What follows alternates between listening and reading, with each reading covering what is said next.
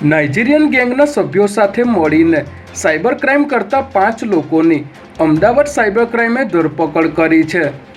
અમદાવાદ શહેરના એક વેપારીને આફ્રિકામાં મલેરિયા અને ડેન્ગ્યુની બીમારીમાં ઉપયોગમાં લેવાતી દવા ઓછા ભાવે ખરીદીને આફ્રિકામાં વધુ ભાવે વેચવાના નામે એડવાન્સ પેટે 27 લાખ પડાવી છેતરપિંડી કરવામાં આવી હતી। ત્યારે વેપારીની ફરિયાદના આધારે સાયબર ક્રાઇમને જામનગરના રહેવાસી અસગર પઠાણ, અભિષેક જોશી, પ્રવીણ નંદાણીયા, દીપ ગોસ્વામી અને નીતિન ભાટિયા નામના 5 આરોપીઓની ધરપકડ કરી આગળની તપાસ શરૂ કરી છે।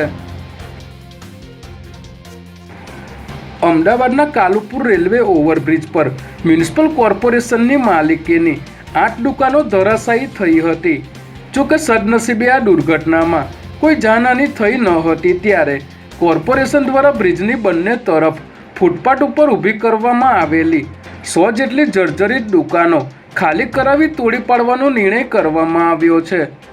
ભારત પાકિસ્તાનના ભાગલા વખતે જે વિસ્થાપિતો હતા તેઓને મ્યુનિસિપલ કોર્પોરેશન દ્વારા વાર્ષિક ભાડા પટ્ટે આ જગ્યા ફાળવવામાં આવી હતી। ત્યારે હવે આ તમામ દુકાનો ખાલી કરાવી ડિમોલિશ કરવામાં આવશે।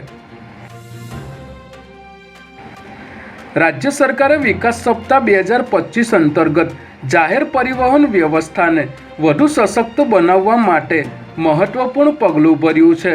જેમાં મુખ્યમંત્રી ભૂપેન્દ્ર પટેલે આજે નવીન 201 એસટી બસને લીલી ઝંડી આપી ગાંધીનગરથી પ્રસ્થાન કરાવ્યું હતું। નવી બસોના લોકાર્પણ તથા દિવાળીના તહેવારોમાં એક્સ્ટ્રા બસોની શરૂઆત આજે ગાંધીનગરથી કરવામાં આવી છે। ત્યારે આ નવી બસોમાં 136 સુપર એક્સપ્રેસ, 60 સેમી લક્ઝરી અને 5 મીડી બસોનો સમાવેશ થાય છે। આ ઉપરાંત મુખ્યમંત્રીએ દરેક નાગરિક પોતાના પરિવાર સાથે તહેવાર ઉજવી શકે તે માટે દિવાળી નિમિત્તે એક્સ્ટ્રા 4200 બસોના સંચાલનનો પણ પ્રારંભ કરાવ્યો હતો।